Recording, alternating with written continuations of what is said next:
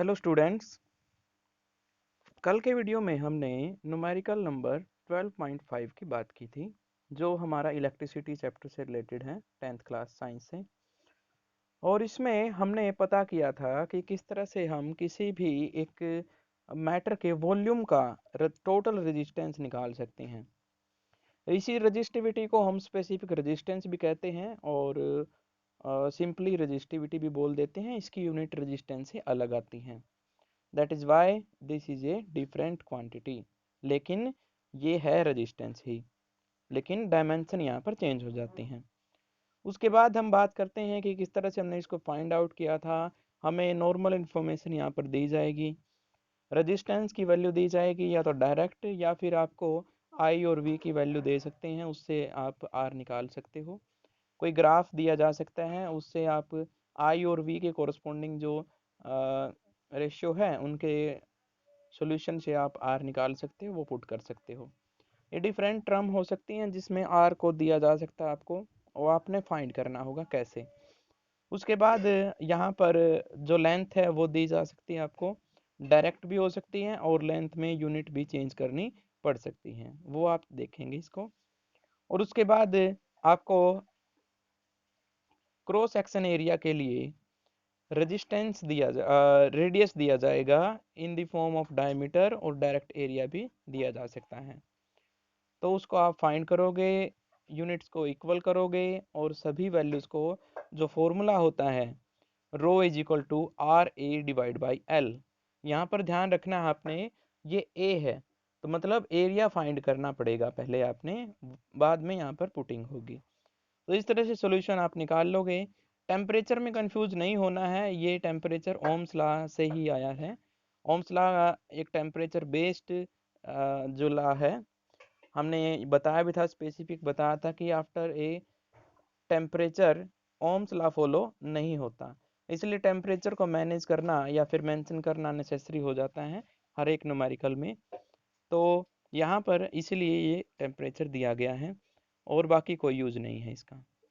उसके बाद 12.6 एक और न्यूमेरिकल है, ये भी आसान है और इस तरह का न्यूमेरिकल बहुत बार कम्पिटिटिव एग्जाम में या बोर्ड एग्जाम में बहुत बार देखा गया है, डायरेक्ट स्टेटमेंट भी आ जाती है। इसमें करना क्या है, आपने सबसे पहले स्टेटमेंट को ध्यान से पढ़ोगे, बिल्कुल थोड़ी सी मिस्टेक हुई तो न्यूमेरिकल गलत हो जाएगा। यहाँ से a wire of given material having length L, यहाँ पर एक वायर दिया गया है आपको जिसकी लेंथ एल है। Area of cross section is A, ये ए हो गया, और रेजिस्टेंस जो दिया गया है कोरस्पोंडिंग वो 4 ओम दिया गया है। What would be the resistance of another wire of same material having length L by 2 and area of cross section 2a। यहाँ पर जो नोटिस करने की बात है वो ये है कि यहाँ पर मटेरियल सेम है। मटेरियल सेम है तो रेजिस्टिविटी में कोई चेंज नहीं आएगा, क्योंकि मटेरियल की जो प्रॉपर्टी है रेजिस्टिविटी वो फंडामेंटल है। अगर मटेरियल सेम है तो रेजिस्टिविटी भी सेम होगी। लेकिन आपने यहाँ पे ध्यान रखना है कि वायर को आपने चेंज कर दिया है, लेंथ को l बाई 2 कर दिया है और एरिया को डबल कर दिया है। तो ये दोनों चीज़ों को आप ध्यान में रखेंगे। सबसे पहले तो आपने रखना ध्यान कि रो जो है सेम रहेगी दोनों की, लेकिन l और a का आपने ध्यान रखना है। तो पहली इक्वेशन आप रेजिस्टेंस की रो की फॉर्म में लिख लीजिए फॉर कंडीशन 1, जहाँ पर लेंथ l है और एरिया a है।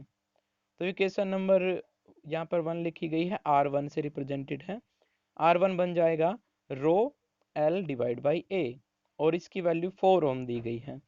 फॉर सेकेंड वायर दूसरा वायर जिसमें रो है L बाई 2 है एंड 2A है, सभी वैल्यूज को जो पुट करोगे तो रो L by 2 divide by 2A, और ये आंसर हो जाता है 1/4 रो L डिवाइड बाई A। तो ये R2 हो जाता है। और R2 में आप ध्यान से अगर देखें तो जो रो L डिवाइड बाई A, ये टर्म की वैल्यू ऊपर वाली इक्वेशन से हमें पता है 4 ओम थी, तो इसको आप यहाँ पर पुट कर दीजिए। 4 ओम डिवाइड बाई 4, आंसर आ जाता है 1 ओम। R2 की वैल्यू यहाँ से हमने फाइंड आउट कर ली है। तो ये क्वेश्चन इस तरह से पूछा जाता है। कंडीशन चेंज भी हो सकती है, लेकिन जो कॉन्सेप्ट है वो यही है। कंडीशन चेंज होने का मतलब है इक्वेशन को आपने पढ़ना पड़ेगा पहले अच्छे से कि लेंथ को किस तरह से चेंज किया गया है और एरिया को किस तरह से चेंज किया गया है। उसके बाद हमारे पास इक्वेशन जो क्वेश्चन है वो है 12.7। यहाँ पर एक इलेक्ट्रिक लैंप है, बल्ब से रिप्रेजेंट किया गया है जिसे whose resistance is 20 ohm and a conductor of 4 ohm resistance are connected to a battery। एक रेजिस्टेंस है 4 ओम का, उसे जोड़ा गया है 6 वोल्ट की बैटरी के साथ। Calculate total resistance of circuit. यहाँ पर हमें टोटल रेजिस्टेंस बताना है। लैंप का रेजिस्टेंस 20 है और जो आपने अलाउड किया है बाहर से वो 4 है, तो टोटल रेजिस्टेंस तो यहाँ से आ जाता है 24 आएगा। ठीक है, और the current flowing through the circuit, और टोटल करंट बताना है हमने कितना फ्लो कर रहा है किसी भी रैंडम पॉइंट से। अगर हम बात करें तो बिल्कुल आसान है इस क्वेश्चन का आंसर भी। रेजिस्टेंस अगर आपने फाइंड कर लिया तो वोल्टेज आपके पास है ही, तो V बाई आर कर दोगे, आई की वैल्यू आपको पता चल जाएगी। तीसरे पॉइंट पे potential difference across the electric lamp and conductor.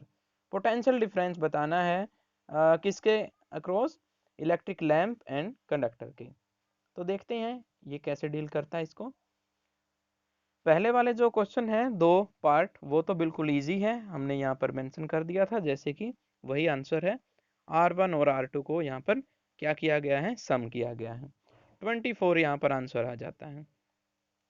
दूसरे पॉइंट में हमने I निकालना था और I की वैल्यू ओम्स लॉ से क्या बनती है, V बाई आर। दोनों को पुट कर दो, V डिवाइड बाई 24, तो आंसर आ जाता है 0.25 एम्पियर। उसके बाद वोल्टेज की बात रह गई, तो वोल्टेज बड़ी आसानी से बता सकते हो किसके थ्रू पूछी गई है, करंट क्योंकि हमें मिल चुका है। अगर आपसे कंडक्टर के थ्रू पूछता है वो जो आपने अलाउड किया है यानी लैंप, तो उसका रेजिस्टेंस कितना है, 20 था, तो 20 को यहाँ पर क्या करोगे आप, मल्टीप्लाई कर दोगे किसके साथ, जो करंट दिया गया है। ठीक है, तो यहाँ से वोल्टेज की वैल्यू पता चल जाएगी, क्योंकि V is equal to I R, current हम निकाल चुके हैं और R जो है गिवन है, तो ये 1 वोल्ट आ जाता है इसके वैल्यू। इसी तरह से आप इसको वेरीफाई भी कर सकते हो कि रेजिस्टेंस की वैल्यू टोटल कितनी आनी चाहिए। तो आप क्या करोगे, जो बैटरी की वैल्यू है V की वैल्यू, उसको जो करंट आया उससे डिवाइड कर दो, तो R की वैल्यू आपको पता चल जाएगी। और R की वैल्यू कितनी आती है, 24, यानी हमने आंसर सही किया है। उसके बाद यहाँ पर ये कहता है कि इन द सर्किट डायग्राम गिवन, एक सर्किट डायग्राम नीचे रिप्रेजेंटेड है, उसमें आपको register R1, R2 and R3 दिए गए हैं जिनकी वैल्यू 5 ओम, 10 ओम, 30 ओम है, which have been connected to a battery of 12 volt, जिनको 12 वोल्ट की बैटरी के साथ कनेक्ट किया गया है। Calculate current through each resistor, हर एक रजिस्टर में से करंट आपने फाइंड करना है। Total current in the circuit, और टोटल करंट जो सर्किट में है वो भी बताना है। टोटल सर्किट रेजिस्टेंस, और रेजिस्टेंस का जो सर्किट है मतलब सर्किट का जो रेजिस्टेंस है उसको भी आप यहाँ पर बताओगे कितना बनता है। सबसे पहले डायग्राम देखना जरूरी है, डायग्राम में हमें पता चलेगा कि उनको किस तरह से जोड़ा गया है। डायग्राम नहीं दिखाया गया है तो हमें अंदाज़ा लगाना पड़ेगा डायग्राम, यानी कि एक बार फिर से पढ़ने पड़ेंगे ये चीज़ें। 1 मोमेंट प्लीज़, क्योंकि डायग्राम होना चाहिए। तो डायग्राम यहाँ पर नहीं है, लेकिन हम अंदाज़ा लगा सकते हैं कि किस तरह से रहे होंगे। ये पैरेलल कॉम्बिनेशन में रहे हैं, क्योंकि करंट आपसे तीनों वायर में से अलग अलग पूछा गया है। तो तीनों वायर में अलग अलग करंट तभी फ्लो कर सकता है जब हमारे पास वायर पैरेलल कॉम्बिनेशन में कनेक्टेड हो। तो बहुत आसान है, रेजिस्टेंस आपको दिए गए हैं, वोल्टेज जो होती है इसमें कॉमन रहती है। ठीक है, पैरेलल कॉम्बिनेशन में सभी कंडक्टर या फिर दो तीनों वायर हैं उनके ऊपर सेम पोटेंशियल अप्लाई होता है। ठीक है, तो V की वैल्यू आपको दी गई है 12 वोल्ट है, और R1 की वैल्यू आपको पता है, R2 की वैल्यू पता है, R3 की वैल्यू पता है, तो I1 हो जाएगा V divide by R1, solve out कर लोगे तो 2.4 एम्पियर आ रहा है। ओके, उसके बाद I2 निकाल लोगे, I2 आया हमारे पास 1.2। I2 में क्या करना है आपको, V बाई R2। ठीक है, तो V आपको 12 वोल्ट दी गई है और R2 की वैल्यू जो है आपको बताई है। उसके बाद I3 की वैल्यू आप फाइंड आउट करोगे V/R3, 0.4 एम्पियर आ जाते हैं। अब आप I की वैल्यू निकालोगे, I1 plus I2 plus I3, ये सभी वैल्यूज निकाल ली है क्योंकि टोटल करंट हमें निकालना है, तो हर एक वायर में जितना करंट है उसको ऐड अप करना पड़ेगा हमें। ठीक है, तो ये सभी हमने कनेक्ट कर लिए और 4 एम्पियर यहाँ पे आंसर आ गया। टोटल करंट जब मिल जाए तो उसमें हम पोटेंशियल से डिवाइड करके हम आर की वैल्यू निकाल सकते हैं, टोटल आर भी निकल जाएगा।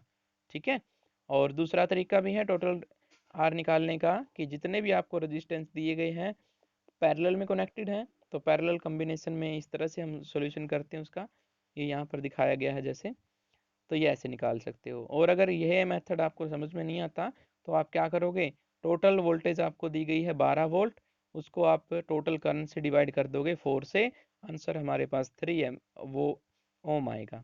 ठीक है, जो कि आ रहा है यहाँ पे। तो आज के लिए हम इतना ही करते हैं, बाकी हम डिस्कस कल करेंगे। Okay, all the best.